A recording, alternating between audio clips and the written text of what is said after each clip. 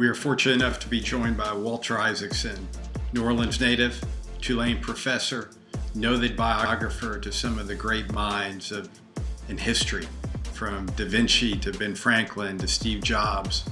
Walter has written extensively about all of them and has also included information about them in his book, The Innovators. Walter, thank you for joining us. It's great to be with you, Doug. Thanks. As I said earlier, we normally deal with the New Orleans Pelicans and Saints here, but we want to talk about a little more serious subject today, COVID-19. When you were leading the Aspen Institute, I know that mission statement is to solve the world's problems. How do we solve this problem? I think it's going to take a dedication, first of all, to science and a belief in scientists. In this case, we need people who can develop vaccines and develop treatments. Once we have good testing, once we have antibody testing so that we know if you're immune to it, then once we have treatments and have a vaccine, we're all going to be able to go back to the Dome. We're all going to be able to go back to the Smoothie King Arena. But until we have some forms of vaccines and treatments that are better than we have now, it's going to be a dangerous slog. Is that the approach that you think these great innovators that you have written about so extensively would take? Is that how Da Vinci would have attacked the situation? Leonardo da Vinci helped develop what we now call the scientific method, which means that you look at evidence, then you form a theory, and then you test the theory out. And if the test means, hey, you got to revise your theory, then you revise the theory. He did that over and over again. He was a great anatomist. In other words, he would dissect human bodies and try to figure out, how does the heart work? How does the heart valve work? How can, what happens when the coatings of your arteries get thicker? He was able to discover all of these things. So he took a very scientific approach. And I think if he were around now, he'd be saying, let's all understand what a virus is. Let's understand how viruses attack cells. And then let's figure out step by step the ways we can defeat the viruses. There are wonderful scientists doing this right now. I mean, if you're talking about a war against viruses, the entity that's had the war against viruses for the longest time are bacteria. For 3 billion years, they've been fighting off viruses. So I've been reading some papers in the past 3 or 4 days of people using CRISPR, which is the system that bacteria use to detect and defeat viruses, and adapting that CRISPR system so we can detect and defeat not only the SARS-CoV-2 virus that we're facing now with COVID-19, but all viruses in the future. So you're confident we have the brain power in the world today to defeat this or come up with a solution where we could live with this? Oh, absolutely. The question is going to be, and it's a really brutal question, is going to be 4 months from now, 8 months from now, 2 years from now, before we have treatments that make us all feel safe enough that we can end some of this social distancing.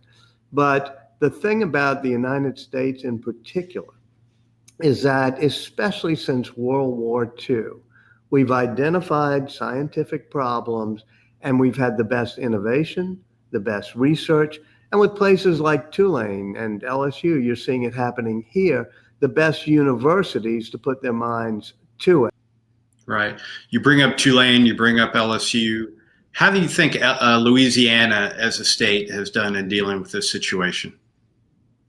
I think Louisiana has done well. I'm sitting here in the French Quarter. You can see the balcony right behind me. We're on Mardi Gras Day. Everybody from the St. Anne's Parade was coming up and we were having drinks. And I think we didn't know back then, nobody knew back then, I never thought about it, that there might be this coronavirus spreading. And it took us a while to react to that. But I think when we got to that St. Patrick's Day weekend, the governor and the mayor and all of our health officials got pretty strong. And if you look at the numbers in New Orleans in particular and in Louisiana, it's very encouraging. Hospitalizations have gone way down. Number of new cases are minuscule compared to what they were 3 or 4 weeks ago. So it shows that we can do it. And as a city, we have a lot of experience with being resilient. Walter, you were co-chair of the Louisiana Recovery Authority following Katrina. What lessons can we learn and have you learned from that experience that we can apply during the COVID-19 pandemic? I think there's one big lesson, and I don't mean this in a political way, but when I was here right after the storm and the waters had not yet receded, you looked around and you realized we were all in the same boat. I mean that literally and sometimes, figuratively and everything else, that we were all in this together, that you couldn't just save yourself. The waters didn't stop at zip code lines or anything like that all the time. But we realized we had to look after everybody in New Orleans if we wanted to bring the city back. There was no way to bring it back. There was no way to come back unless we looked at it as if we were all in this together. And I think that's true of coronavirus as well. I mean, it's absolutely literal. I take the St. Charles Avenue streetcar from here in the quarter down to Tulane when I'm teaching. And we're all in that same streetcar. We're all in the same Mardi Gras crowds. We're all at the Pelicans games or the Saints games. And when you look at the dome or the arena with those people, it's all of New Orleans is there, which makes it so vibrant. People from every neighborhood are there. Walter, you've seen many things in your long career in journalism. Are you hopeful that the United States and Louisiana can recover from this pandemic and life could get back at least somewhat to normal? After Hurricane Katrina, the question was, can the city ever resume? Can we build the city back?